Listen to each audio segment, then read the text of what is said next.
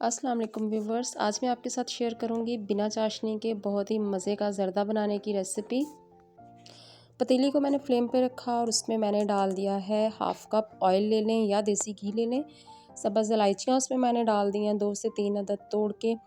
और इसके साथ ही हम इसमें डाल देंगे जो भी ड्राई फ्रूट्स आप इसमें डालना चाहें, नट्स डालना चाहें जो भी आप उन्हें डाल लें और उन्हें हल्का सा रोस्ट कर लें।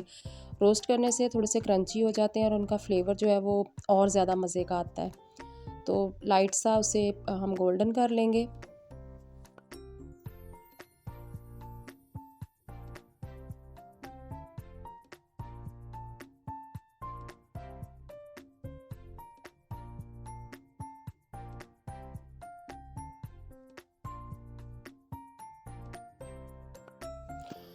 ड्राई फ्रूट्स को हल्का सा फ्राई करने के बाद मैंने उन्हें निकाल लिया है। अब उसी ऑयल में मैं डाल रही हूँ शुगर।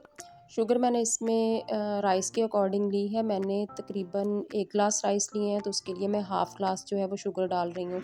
आप अगर शुगर कम खाना चाहें तो आप 1/3 जो है वो भी यूज़ कर सकते हैं। उससे ज़र्दे की क्वालिटी पे कोई फ़र्क नहीं आएगा, बस मीठा जो थोड़ा-सा है वो कम हो जाएगा। अगर आप फुल अच्छे वाला मीठा खाना पसंद करते हैं और बिल्कुल परफेक्ट एक ज़र्दा बनाना चाहते हैं तो फिर आपको इसमें शुगर जो है वो बराबर राइस के बराबर क्वांटिटी में ही लेनी है। तो अभी इसमें जितना मेरे राइस है उस हिसाब से मैं पानी डाल रही हूँ। मैं इसमें 2 ग्लास पानी डाल रही हूँ। मैंने राइस को धोने के बाद तकरीबन हाफ़ आवर के लिए भिगो के रख दिया था। साथ ही हम इसमें ज़र्दा जो रंग है वो ऐड कर देंगे और इसे मिक्स कर देंगे। शुगर जो है वो खूब अच्छी तरह से जब इसमें पक जाएगी तो हमें इसमें चाश जो है वो तार की नहीं बनानी या कुछ भी इस तरह का नहीं करना। बस जब पानी जो है वो अच्छी तरह से पकना शुरू हो जाएगा तो फिर हम इसका अगला स्टेप करेंगे। अभी मैं इसे कवर करके रख दूँगी ताकि ये अच्छी तरह से कुक हो जाए। ज़र्दा बनाने के लिए अमूमन सेला राइस का इस्तेमाल किया जाता है, लेकिन आप बासमती राइस भी यूज़ कर सकते हैं। लेकिन अगर आप सेला राइस यूज़ कर रहे हैं तो आप उन्हें ज़्यादा देर पहले भिगोएं क्योंकि वो भीगने में थोड़ा ज़्यादा टाइम लेते हैं। तकरीबन 8-10 मिनट हो गए हैं इसे इस तरह से पकते हुए। तो राइस का पानी मैंने सारा निकाल दिया था और अब इसमें मैं सारे जो मैंने चावल भिगो के रखे थे वो डाल दूँगी। अभी फ्लेम जो है वो मीडियम लो से थोड़ी ज़्यादा है ताकि इसमें एक उबाल आ जाए और ये अच्छी तरह से पकना शुरू हो जाए। कवर करके रख देंगे और इसे हम पकने देंगे जब तक कि चावल दम पे आने की स्टेज पे ना आ जाएँ। अभी मैंने तकरीबन 12 से 13 मिनट के लिए इन्हें छोड़ दिया था मीडियम लो से थोड़ी कम फ्लेम पे। तो अभी इसमें जो मॉइस्चर है वो बिल्कुल तकरीबन 20% के करीब रह गया है।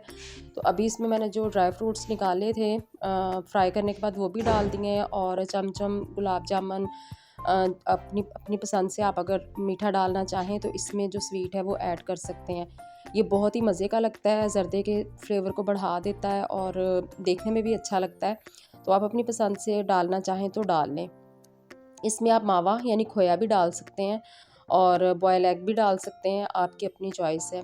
तो दम में मैंने डाल के इन्हें इस तरह से कवर कर दिया ताकि इनका एक अच्छा सा फ्लेवर आ जाए और ये अच्छे से गर्म हो जाए। सेला राइस है तकरीबन टाइम ज़्यादा ही लेते हैं बासमती राइस से। तो मैंने इसको तकरीबन 15 टू 20 मिनट के लिए दम पे छोड़ दिया था और अब ये अच्छे से रेडी हो चुके हैं। राइस अच्छे से कुक हो चुके हैं। आप देख सकते हैं कि बिल्कुल खिले-खिले से जो हमारा ज़र्दा है वो बनकर तैयार हो गया है। तो अच्छी तरह से इसे मिक्स कर लेंगे। मिक्स करने के बाद मैंने इसे एक सर्विंग प्लेट में सर्व किया है और ये बहुत ही मज़े का बना था। आप भी इस रेसिपी को ट्राई कीजिएगा, लाइक कीजिएगा। वीडियो अच्छी लगी हो तो प्लीज़ इसे शेयर भी कीजिएगा और दुआ में याद रखिएगा। नेक्स्ट किसी और वीडियो के साथ। अल्लाह हाफ़िज़।